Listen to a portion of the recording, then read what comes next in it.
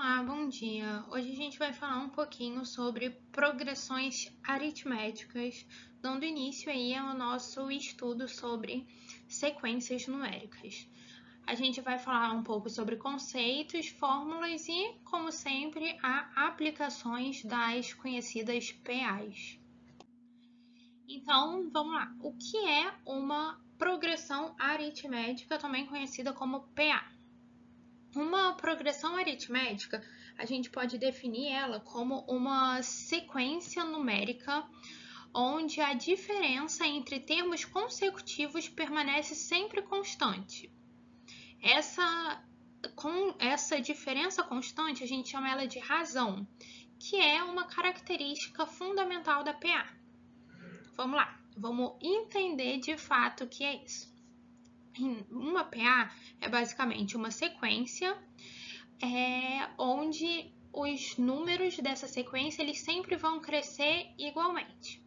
Ou seja, no exemplo a gente tem uma sequência que é 2, 5, 8, 14 e assim por diante. Ou seja, do 2 para o 5 aumentou 3 números, do 5 para o 8, 3, do 8 para o 11, 3.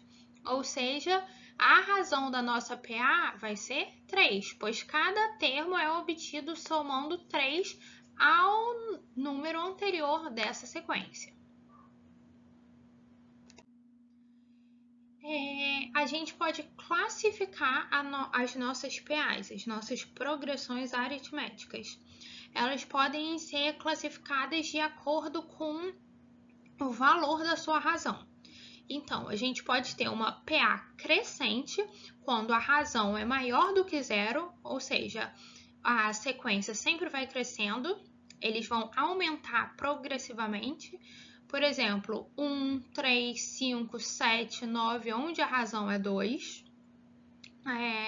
A gente pode ter uma PA decrescente, onde eles vão diminuir progressivamente, isso devido a uma razão menor do que zero, ou seja, a razão vai fazer com que essa sequência diminua, os números dessa sequência diminuam.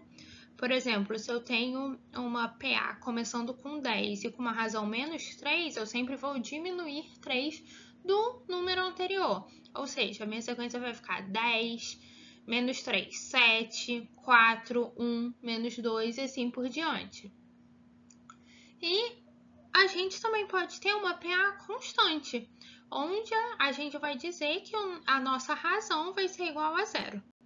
Ou seja, todos os termos dessa PA vão ser iguais. Por exemplo, 4, 4, 4, 4 é uma sequência onde a razão é igual a zero. Então, vamos falar um pouquinho sobre algumas notações e termos fundamentais da PA.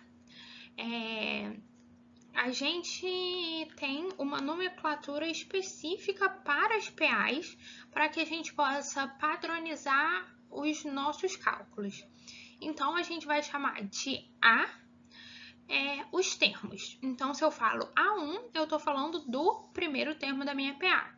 Se eu estou falando de AN, é um termo em uma posição qualquer, eu vou substituindo esse N. Se eu coloco N igual a 1, eu estou falando do A1, o meu primeiro. Se eu coloco N igual a 2, eu estou falando do A2, ou seja, do meu segundo termo. R é a razão da PA e N é a posição do termo na sequência. Por exemplo, se eu tenho uma PA com A1 igual a 3 e A1 igual a 2 e R igual a 3, eu vou ter que o meu A2 vai ser igual a 1, que é o anterior a ele, mais a razão, ou seja, 5.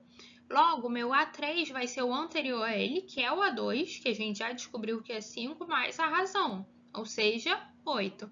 E assim por diante, a gente consegue encontrar qual que é a PA. E a partir disso a gente chega na fórmula do termo geral da PA.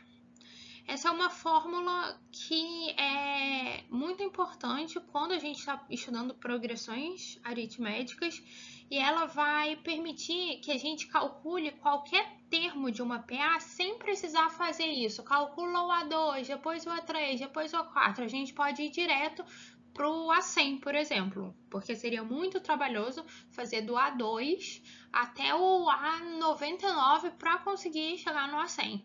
Com isso, a gente chega direto. A fórmula é igual AN é igual a A1 mais N menos 1 vezes R. A gente tem que ver qual é o dado da questão. Depois disso, a gente vai substituir isso na fórmula para achar o resultado.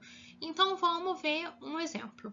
Se eu quero calcular o 10º termo de uma PA, e a minha PA foi dado só os 3 primeiros termos, que é 2, 5, 8. A partir disso, eu consigo definir quem é o meu primeiro termo, que vai ser o 2. A minha PA começou no 2. Eu consigo também definir a minha razão, porque 5 menos 2, 3. 8 menos 5, 3. Ou seja, ela está crescendo de 3 em 3 unidades, ou seja, a minha razão é 3. E o N, qual é o N que eu quero? Eu quero o 10º termo. Ou seja, basta substituir isso na fórmula. Então, A10 vai ser igual ao primeiro termo, que é 2, mais N menos 1, o meu N é 10, vezes a minha razão, 3. Isso vai me dar um resultado de 29, ou seja, o 10º termo dessa minha PA é 29. A gente pode usar uma fórmula alternativa do termo geral. Ou seja, quando a gente não conhece o primeiro número da sequência, a gente pode trabalhar com uma fórmula bem parecida, onde a gente apenas muda o valor do primeiro termo. A gente não vai usar mais o primeiro termo nesse caso. Vamos ver como vai ficar. A fórmula é AN é igual a K mais N menos K vezes R. Isso a gente vai usar, como eu já disse, quando a gente não conhece o primeiro termo. Vamos ver o exemplo. Se eu tenho um A5 igual a 20, eu sei que a minha razão é igual a 4, qual é o meu A8? Então, eu vou usar a minha fórmula, que é a dada ali em cima. Então, vamos ver o que a gente tem. A gente sabe que AK é igual a 5, que o AK é igual ao A5, que é igual ao 20, a nossa razão é 4 e o nosso N é o 8. Então, com isso, a gente consegue calcular o nosso A8, que vai ser igual a AK mais N menos K vezes a razão. Isso vai nos dar o valor de 32. Outra fórmula muito importante é a soma dos termos. Quando a gente está falando da soma dos termos de uma PA, normalmente a gente vai usar uma fórmula bem simples, onde a soma dos termos vai ser igual a SN, que é igual a N sobre 2, que multiplica a 1 mais a N, que vai usar o primeiro e o último termo da sequência. Então, vamos ver o exemplo. Se eu quero somar os 5 primeiros termos da PA, que é 2, 5, 8, 11, 14. Então, eu sei que o meu A1 é igual a 2, o meu A5 é igual a 14 e o meu N é igual a 5. Com isso, a gente pode aplicar aquela fórmula onde vai ficar N, que é igual a 5, dividido por 2, que multiplica A1, 2, mais a N, 14. Com isso, a gente tem que a soma dessa PA é igual a 40.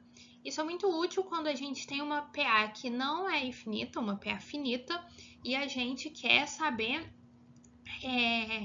a soma dos elementos dela.